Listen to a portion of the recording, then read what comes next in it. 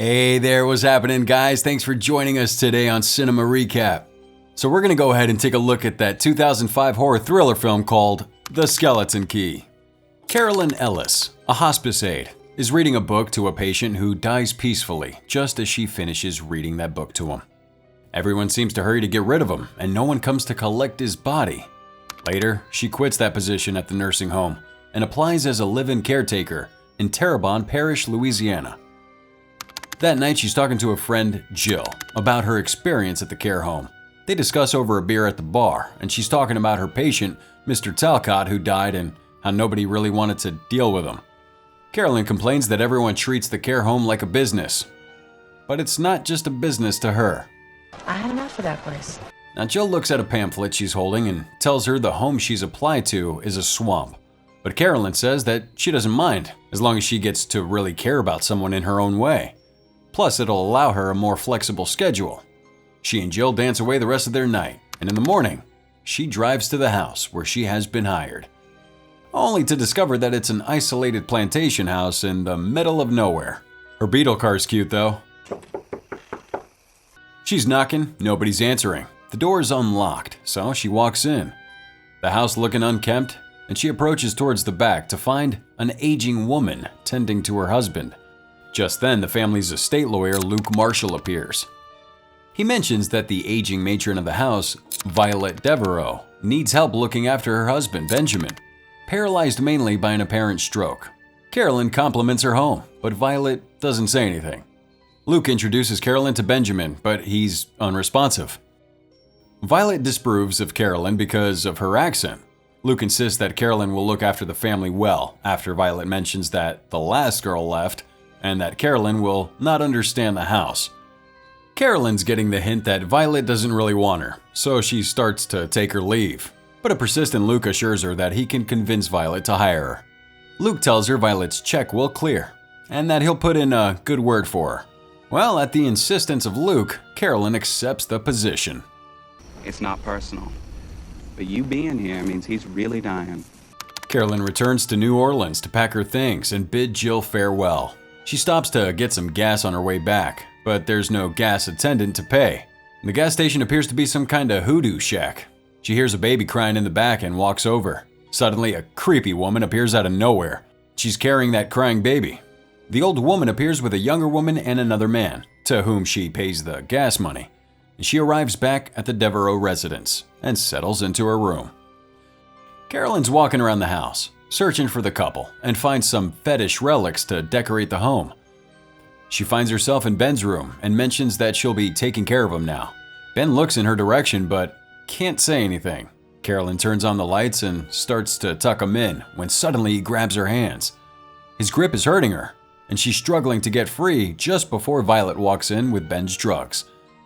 Violet says that he likes his drugs in powdered form, and to give it to him every morning and night. And a kiss to make it taste better. Carolyn's still upset about Ben's grip, and then Violet asks her if she has a tattoo, since most young adults have one, and she wouldn't be disappointed. Carolyn says that she does have a tattoo, although it's not where she can see it. She instructs Carolyn that her duties are strictly to look after Ben, but any other housework is Violet's business. Carolyn wants to know more about the couple, so she asks Violet a few questions. Violet mentions that they bought the house from a couple, Martin and Grace, after falling into hard times and selling the home. She shows Carolyn a picture of the couple, and Carolyn finds another shot of an African-American couple. Violet warns Carolyn against stealing as she keeps an account of everything in the house, especially the items in the attic. She then hands her a skeleton key that opens every door in the house. This will open every door. Carolyn asks why there's no mirrors, and Violet says that she and her husband are too old, and the mirror is unnecessary. She also mentions that she smokes a lot and asks if Carolyn doesn't mind. Now, Luke had told Violet that Carolyn didn't smoke before she hired her. Carolyn starts talking about her family and her father's death, who she hoped would have had more time to look after him. Violet says that everyone worries about having enough time to not spend time living, and she closes by saying Carolyn should look after her husband and her house. So now the following day, Carolyn bathes Ben and looks after him. Later, she and Ben join Violet in the garden. Violet asks her to help her get some seeds into the attic. She uses that skeleton key to get in. And Carolyn's all creeped out by strange noises and the creaking sound of a small door in the attic. It's as if someone's trapped inside the door. Carolyn tries to use her key to open it, but it's not opening. The strange noises continue to scare her, and she immediately gets out of the attic with the seeds. Now, after handing those seeds over, she asks why the key couldn't open that strange door in the attic, but Violet says that the door has been shut since she and her husband moved in. Carolyn's also curious to know why Ben was in the attic when he suffered his stroke.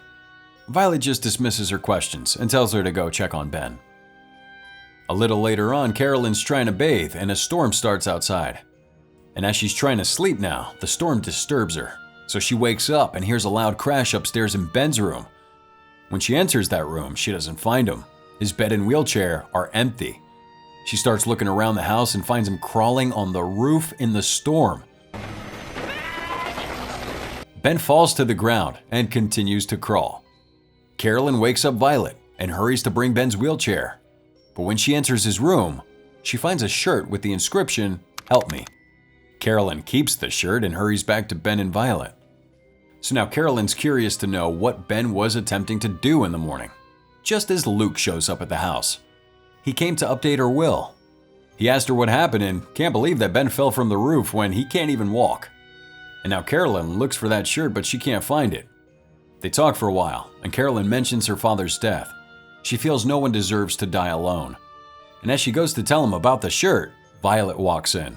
Luke hands her his card and says she should call him when she's free. So now when Violet's a bit busy, Carolyn starts investigating the house's attic, using that skeleton key that Violet gave her. She finds a secret room filled with ritual items and a photo album with inscriptions of a person called Papa Justify. Violet's calling out to her, but she's not answering. She enters the attic and doesn't see Carolyn.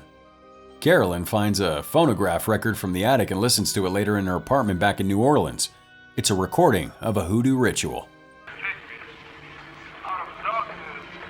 Now she and Jill talk about her discovery at the club later, and she tells Carolyn about hoodoo magic, pretty much saying that hoodoo's harmless, and she reveals that her aunt is practicing hoodoo. So Carolyn returns back to the Devereaux residence and tucks in Ben to sleep. And in the morning, Violet finds a mirror in Ben's room, terrified. She rages at Carolyn and goes to take down the mirrors. Before we go on, like the video, smash the subscribe button, turn on that notification bell, or Slender Man will haunt your dreams. Later on, Carolyn confronts Violet about the room in the attic. Well, you're gonna tell me right now, or I'm leaving. And she reveals that the room belonged to two African-American servants who worked at the house 90 years ago. The servants, Mama Cecile and Papa Justify, were hoodoo practitioners. They healed the sick and hurt the cruel. Their master, Thorpe, abused them. Now one night at a party in the house, Thorpe found out that Mama Cecile and Papa Justify were teaching his children hoodoo magic. Thorpe and his guests got all scared and enraged. It was blasphemous to him. And with all that insanity, Mama and Papa were lynched and burned alive. The party was over. Thorpe shot his wife to death and then committed suicide after. That's dark. So Violet and Ben bought the house from Thorpe's children. The children never told him why that room was locked, or why there were no mirrors in the house. Violet tells Carolyn that they don't keep any mirrors in the house because they see reflections of Cecile and Justify in them. Carolyn can't believe at the possibility of Violet seeing ghosts. Still, Violet insists that it's accurate, and is suddenly sad. She'll think Carolyn will leave him now, just like the other caretakers. And then when Carolyn's bathing Ben, she shows him a mirror, and he struggles.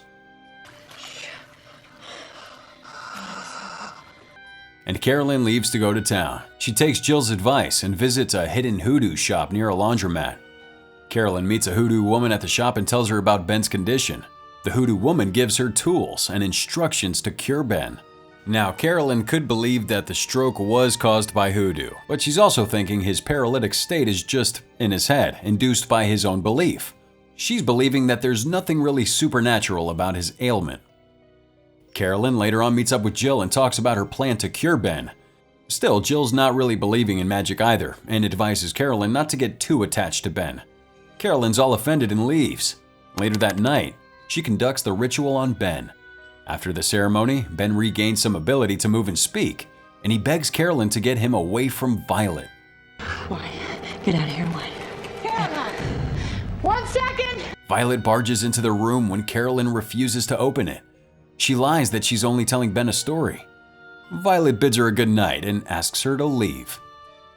Now later that night, Carolyn again is having difficulty sleeping and also has a nightmare. She looks into the mirror on her bedside drawer and sees a ghost. And now in the morning she's all packed up, ready to leave. But she spots Ben, sitting outside alone and lost in his thoughts. So she thinks about her dad and decides to stay. Later in the day, Carolyn tells Luke that she is suspicious of Violet. Still, he doesn't believe her, and he remains skeptical about her suspicions.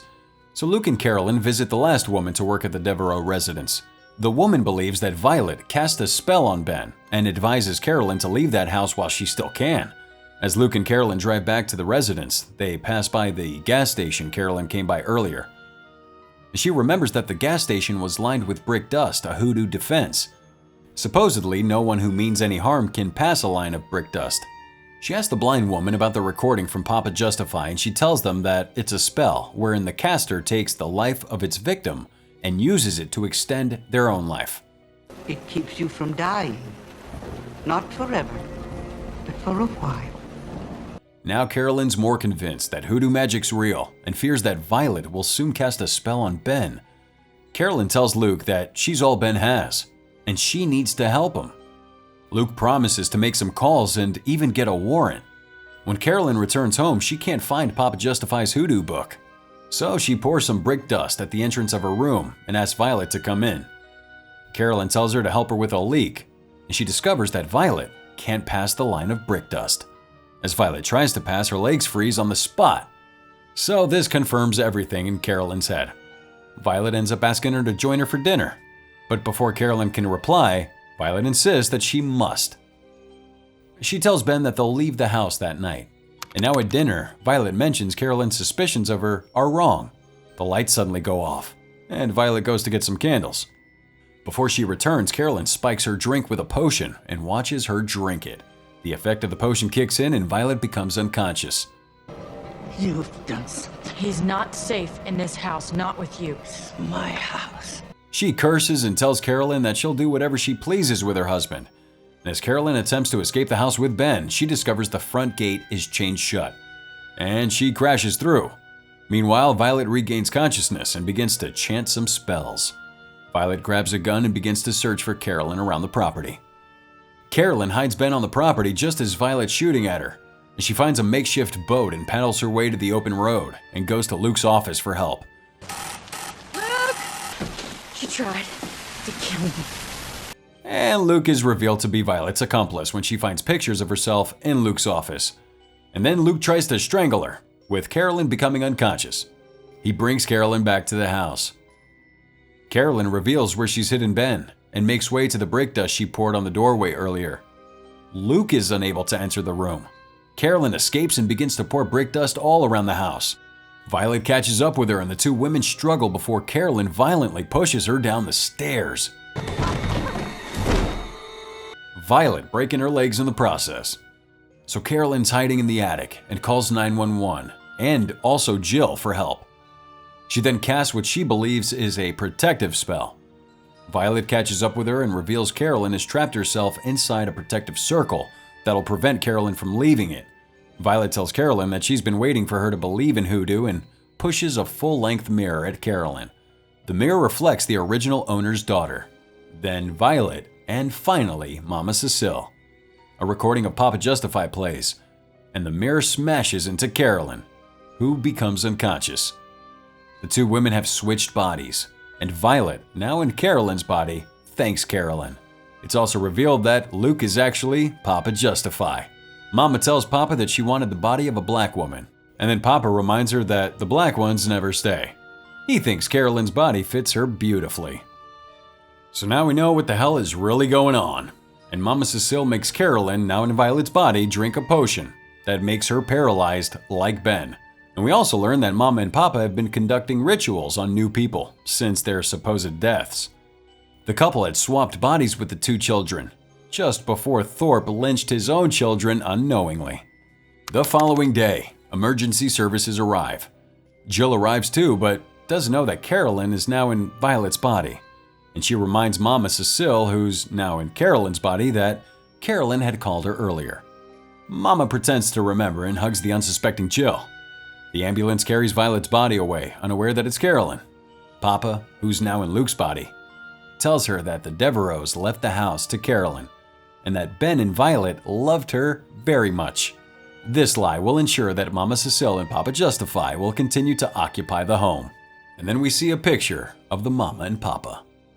And that was the end. Thanks for sticking with us on Skeleton Key, directed by Ian Softly, based on a script by Aaron Kruger. The movie starred Kate Hudson, Gina Rowlands, John Hurt, Peter Sarsgaard, and Joy Bryant. If you felt the video, hit a like and subscribe if you're not already with us. Thanks for watching. Till next time.